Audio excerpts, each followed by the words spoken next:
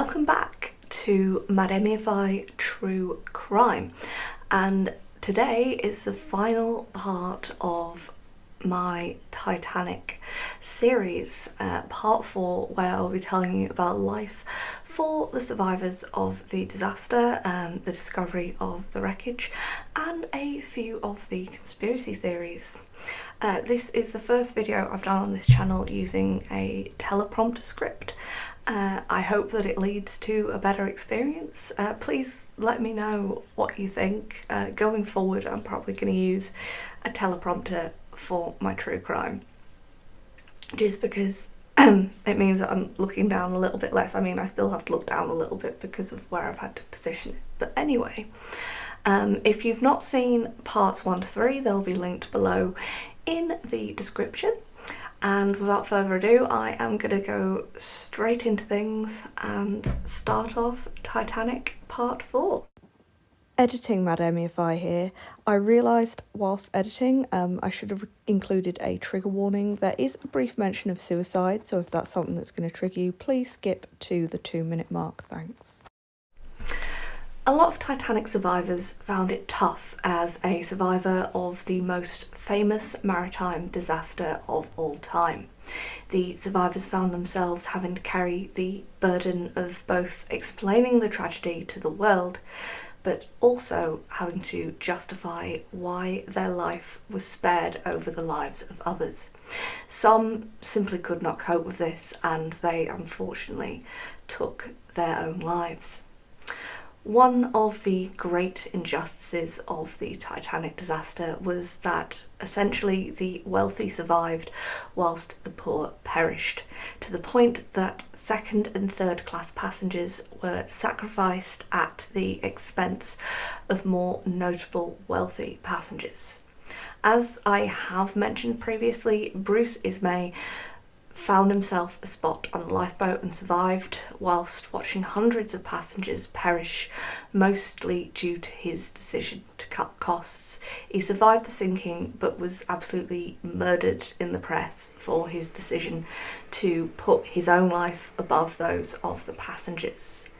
He was allowed to keep his job and he retired as planned in 1913 from IMM, though he was denied being allowed to maintain the position as managing director of White Star, which was like an honorary title, I guess, that he'd wanted to maintain. He spent his remaining years alternating between his homes in London and Ireland. He apparently suffered a deep depression. I say apparently because some sources say that he was always a recluse.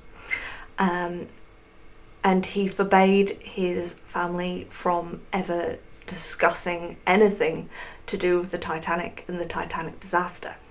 Though he did apparently mention it once in 1936, less than a year before his death, when at a Christmas gathering his grandson, who had learned of his grandfather's involvement in shipping, asked if he had ever been shipwrecked, to which he replied, "Yes, I was once on a ship that was believed to be unsinkable."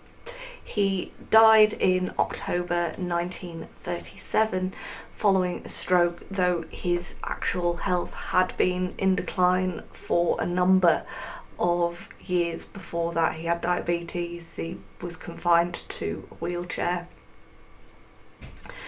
Molly Brown used her newfound fame to promote issues that she felt strongly about, including the rights of women and workers, education and literacy for children, historic preservation and commemoration of the bravery and chivalry shown by the men aboard the Titanic. She died of a brain tumour in 1932 at the age of 65, and in 1985 she was given a place in the Colorado Women's Hall of Fame. I think Molly Brown did a lot of great things for the survivors of the Titanic, so it's great that she has that recognition. Harold Bride, the ship's surviving Marconi operator, kept a low profile after the disaster. Following the British and US inquiries, not a lot is known about him.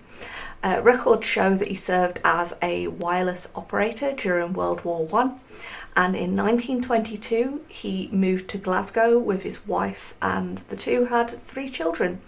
He passed away in 1965 from lung cancer. Many of Titanic's surviving crew found the disaster and their association with it became a black mark on their record that they could not escape from, and this halted any advancement in their careers. Notably, Charles Lightholer, the ship's first officer, he ended up leaving White Star and he worked odd jobs, including a chicken farmer. Though he did return to sailing, and in World War II he and one of his sons, Roger, assisted in the Dunkirk evacuation. Lightholer died in 1952 from chronic heart disease at the age of 78. He was actually one of the victims of the London Great Smog that occurred that year. There were a lot of people with breathing and heart issues that unfortunately perished in that. As for White Star, following Titanic's sinking and the British and US inquiries, Olympic was refitted with a double hull and a fully watertight bulkhead. The number of lifeboats was also increased so that there was enough space in lifeboats for the maximum capacity of passengers that could possibly be on the ship. Imagine such a thing. In August 1914, World War I began, and White Star was required to give certain ships over to the Royal Navy due to them being built under a deal with Admiralty, which was a branch of the British government that dealt with Navy contracts. The deal meant that the Navy would pay an annual grant towards the upkeep of any ship in the condition that it could be called upon for naval work. As part of going into military service, Olympic was refitted as an armed merchant cruiser, complete with a 4.7-inch gun. Now, the 4.7 inches refers to the ammunition, not the actual size of the gun. I looked at pictures to check. Plus, 4.7 inches isn't a lot to brag about. Also, a couple of fun facts for you all. The guns were developed by Armstrong Whitworth, which is in Elsick in Newcastle, which is one, the place where I learned to drive and passed my driving test because I was living in Gateshead at the time, and 2, the company that actually ancestrally belonged to my ex-husband. It's strange how things like this come up. Like when we were in Malta, it turned out one of the guns or something was like an Armstrong. One of the cannons, that they fire every year at their festival was an Armstrong Vickers one. Armstrong Whitworth, Armstrong Vickers, both kind of in my ex-husband's family. Anyway, Britannic, which was still under construction, was also recommissioned as a hospital ship during World War I. Unfortunately, though, she was sunk off the coast of Kea in Greece after striking a naval mine, and Britannic was the largest ship that was actually sunk during the conflict. Olympic was now the only surviving Olympic-class White Star liner. An interesting fact as well is that most pictures of Titanic are actually of the interior of Olympic, as the 2 ships were so similar, and Titanic was never in service long enough to get any pictures for the press. I think it was only open for one afternoon, so a lot of historic textbooks in fact have pictures of Olympic rather than Titanic. Following on from World War I, White Star was given 2 former German liners under the terms of the Treaty of Versailles. These were the SS Bismarck, renamed Majestic, and the SS Columbus, which was renamed Homeric. Majestic became the company's flagship. There was a boom in transatlantic emigrant trade, which White Star benefited from. Unfortunately, though, the Immigration Act of 1924 hit all shipping lines hard.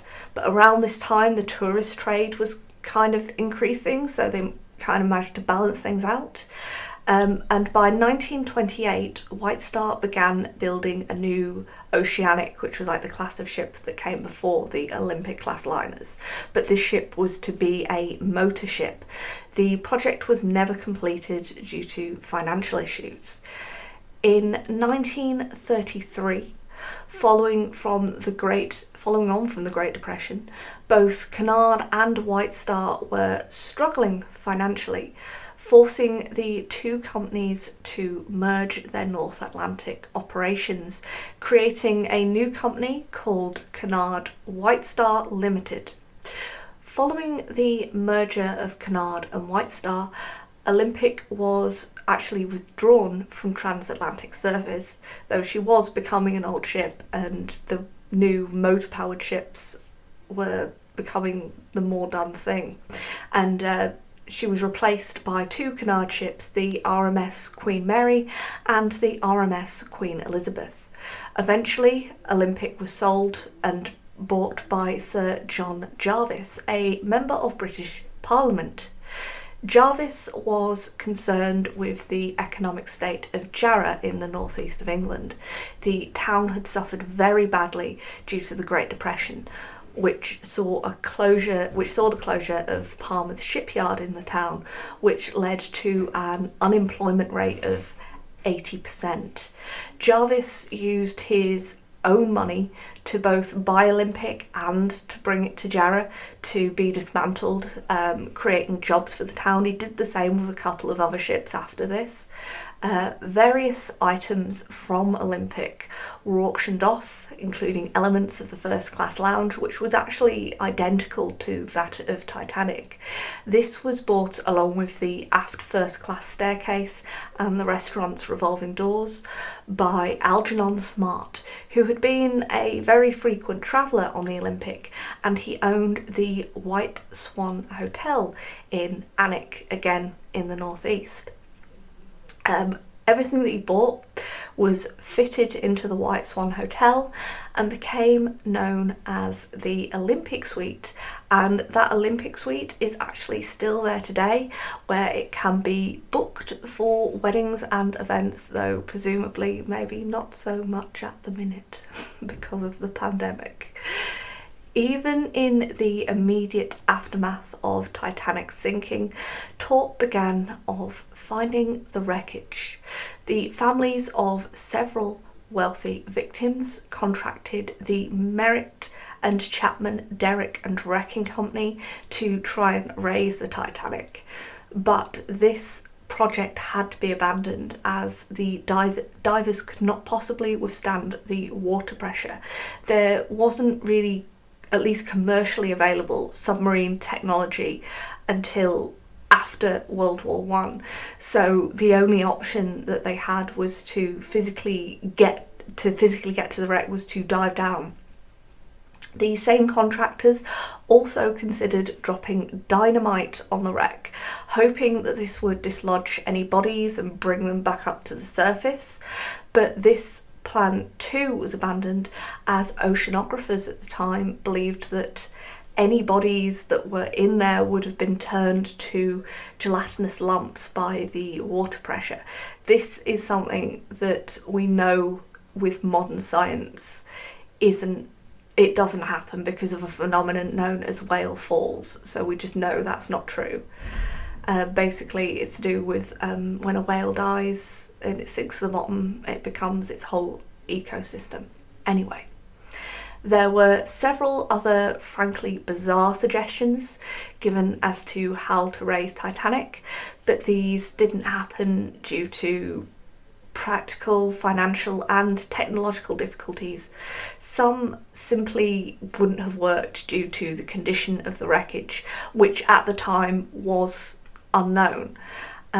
One of the plans that was suggested involved attaching electromagnets to a submarine, and then these electromagnets would be drawn to the steel hull, and then this would be used to pinpoint the wreckage. Then more electromagnets would be deployed from a fleet of barges, which would then be used to kind of winch Titanic to the surface. Another similar proposal involved attaching magnets to a number of balloons. The magnets would then be attracted to the hull, and then once there were enough balloons attached, then Titanic would just float back up to the surface. Which, yeah, think of the movie Up, but a lot more macabre. During the 1960s, Douglas Woolley, a hosiery worker in England, came up with what he thought was an ingenious way to refloat the Titanic.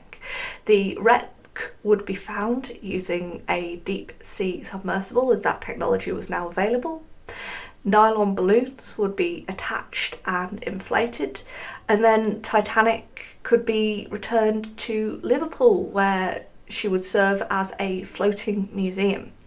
The Titanic Salvage Company was established to manage the scheme, but it was eventually abandoned when scientists calculated it would take 10 years to generate enough gas to overcome the pressure of the water that deep within the ocean.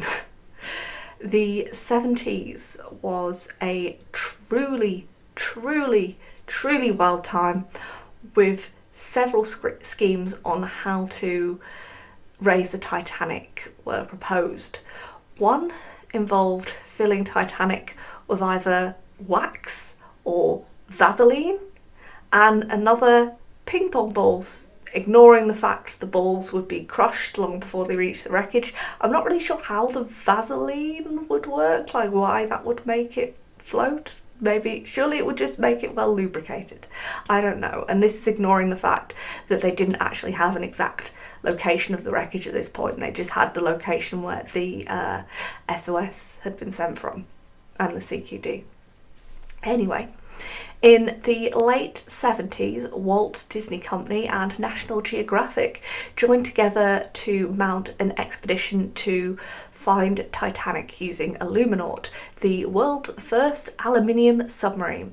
But this plan was abandoned for financial reasons. I can just imagine Titanic like in service today as like a Disney Dreamliner or something, if Walt Disney had managed to raise it up. And I suppose if it had been in one piece.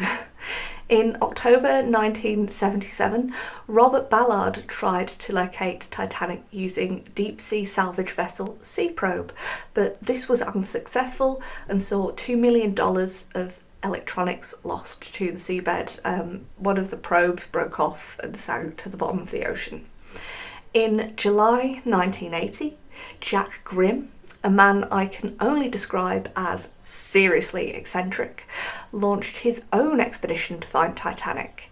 He had previously financed several expeditions for things such as finding Noah's Ark and the Loch Ness Monster and Bigfoot. Yeah, you can see what we're dealing with here. The scientists he had hired nearly abandoned the expedition when he introduced them to a monkey that he had hired that he claimed would point out the position of the wreck. This first expedition was inconclusive, but he did launch 2 more, with the final one being in July of 1983. The final expedition passed within 1.5 miles of the wreck, but failed to detect it. The technology was still somewhat limited for imaging, I believe. While these expeditions had not been successful, they had produced a fairly accurate map of the area in which Titanic sank, and in spite of his failed mission in 1977, Robert Ballard was still determined to find Titanic, and in 1985 he led an American-French expedition from the US Navy research ship Nor, A 16-foot submersible named Argo was sent 13,000 feet to the floor of the Atlantic, and on September the 1st, 1985, the first underwater images of Titanic were recorded as Argo discovered two of the ship's boilers lying some way from the wreckage. Up until the discovery of the wreckage, it had been assumed that Titanic had sunk in one piece. This was due to a lot of White Star's employees being told to tell the US and British inquiry that she did not break up before she sank. It was because they thought it would look bad on them as a company. I think only 14 people actually told the inquiry that the ship had broken in two. It had also been assumed that the wreck would be perfectly preserved due to the cold water, lack of light, and the high water pressure. They'd just assumed that Titanic would kind of just have frozen solid and be in a state of deep freeze, but the reality was very different. Titanic's bow was clearly recognisable, but the stern was severely damaged and the whole wreck was covered in rust-coloured stalactites.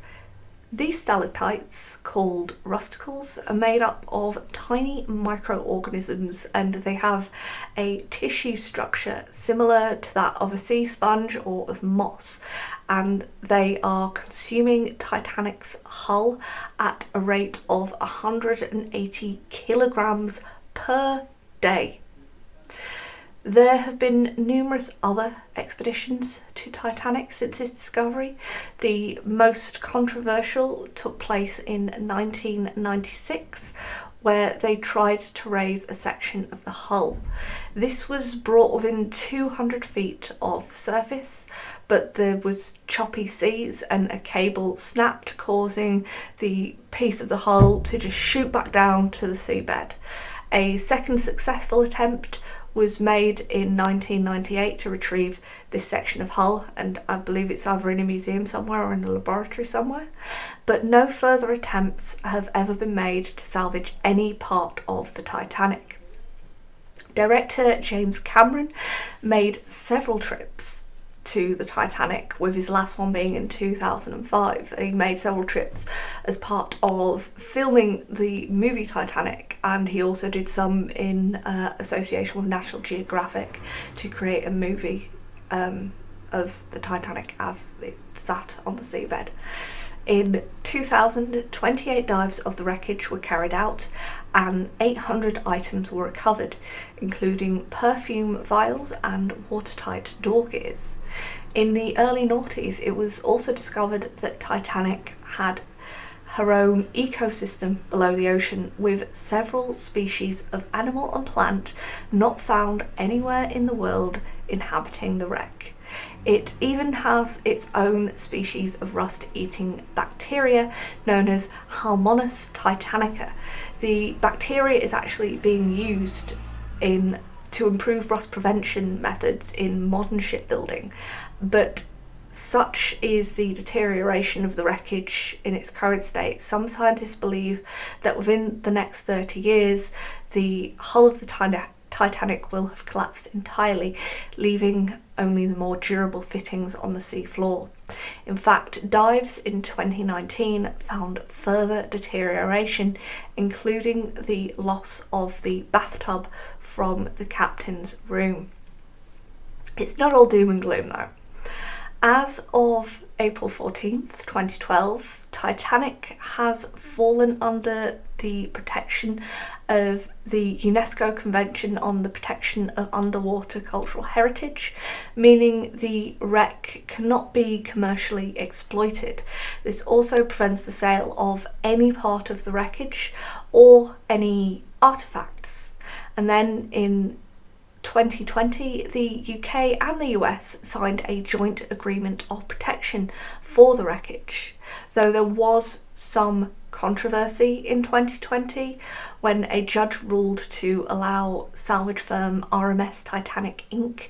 to cut into part of the ship's Hull to remove the ship's Marconi telegraph machine. This was particularly controversial as, well, it involved cutting away part of the Titanic, and it is very fragile and unstable. And there's also some speculation that the Titanic could still hold some bodies of some of the victims, and they may be preserved due to low oxygen. The plans to retrieve the telegraph, though, were scrapped earlier this year. I think it was February this year, partially due to the pandemic. There's also talks of tourists going to see the Titanic, but I don't know how that would come under it not being commercially exploited, because that's commercially exploiting it. Anyway, I couldn't cover the Titanic without mentioning Titanic 2, a project to rebuild a ship that is an exact replica of Titanic. This was announced in 2012 by billionaire Clive Palmer, who established the Blue Star Line. The ship's main voyage was scheduled for 2016, and then this was pushed to 2018. But as of 2021, the website for Titanic 2 has not been updated since 2018, leaving many to believe the project has been scrapped, though apparently I found a newspaper article saying there's plans for her to sail from Dubai in 2022, but we shall see. There is also a Chinese Titanic project, but this seems to be more for a plan of a Titanic theme park / floating hotel than an actual commercial saleable ship. And now onto the conspiracy theories. One popular theory that resurfaced recently was that the sinking of Titanic was planned by JP Morgan to kill off rival millionaires Jacob Astor, Isidor Straus and Benjamin Guggenheim, all who perished in the sinking. This theory hinges on the fact that JP Morgan had originally planned to travel on Titanic, but he changed his plans at the last minute. According to this theory, Morgan wanted these men gone because they were opposed to the creation of the Federal Reserve. Though history tells us Straus actually did support creating a Federal Reserve, and Astor and Guggenheim's opinions on the matter were unknown. They'd never publicly, at least, voiced an opinion. Also, JP Morgan may have been rich, but I'm not sure how he would have managed to have moved an iceberg directly into the path of Titanic, or how he could even guarantee that those three men wouldn't make it off the ship. Either in a lifeboat, or how they would survive. They could have survived if they got into a lifeboat. Yeah, to be honest, this conspiracy theory is so badly thought out that it just doesn't surprise me that it's QAnon that are those who are pushing it back to the surface. A couple of Titanic conspiracy theories involve curses. One is a mummy's curse. Apparently one of the passengers, William Stead, who was a British newspaper editor as well as a spiritualist, believed a cursed mummy was causing destruction and disaster in London.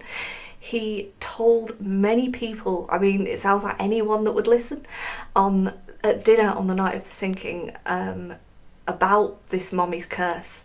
And after the ship's sinking, the story was recounted to the media. The myth goes that this curse came aboard Titanic via artefacts that Molly Brown had brought aboard to be donated to a museum in Denver, and she did genuinely bring some artefacts that were to be donated to a museum. And in other versions of the myth, the mummy was aboard the ship. In fact, this alleged cursed mummy was still quite happily chilling in the British Museum while all this was going on. Another interesting thing, though, about William Stead is that he apparently predicted his own death.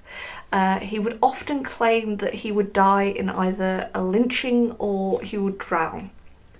He'd also written a couple of books, one of which involved a ship colliding with another, resulting in a large loss of life due to the lack of lifeboats on that ship, and another where a White Star ship struck an iceberg and sank. I can't remember whether I mentioned in part 2, but other ships had struck icebergs. It's just that no ship had ever struck an iceberg and sunk. And that's why Titanic thought she would be okay. The second curse of the Titanic was related to the ship's number, which apparently massively distressed Catholic Harland and Wolff workers, as it appeared to read "No Pope." According to this myth, the ship's number, 390904, mirrored to read "No Pope," but this can be proven false on a couple of reasons. Number one was that there were no Catholic workers at Harland and Wolff.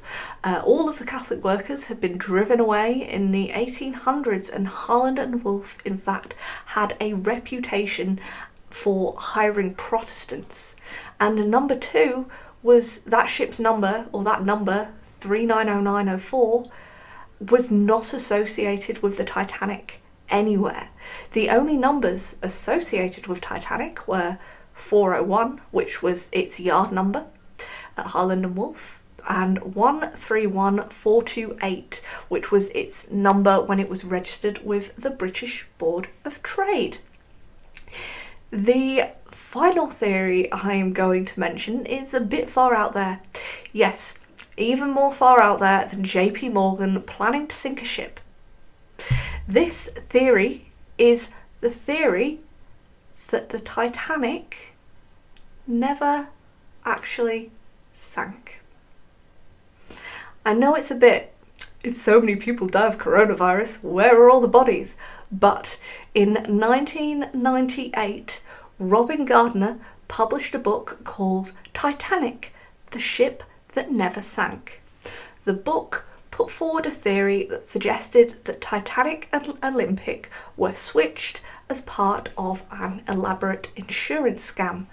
The theory goes that following the collision with the HMS Hawke by Olympic in 1911, which I believe I did mention briefly in part 1, Olympic was found to be at fault and had suffered severe damage to her turbine motor and keel, meaning that the ship was left with a permanent list to port.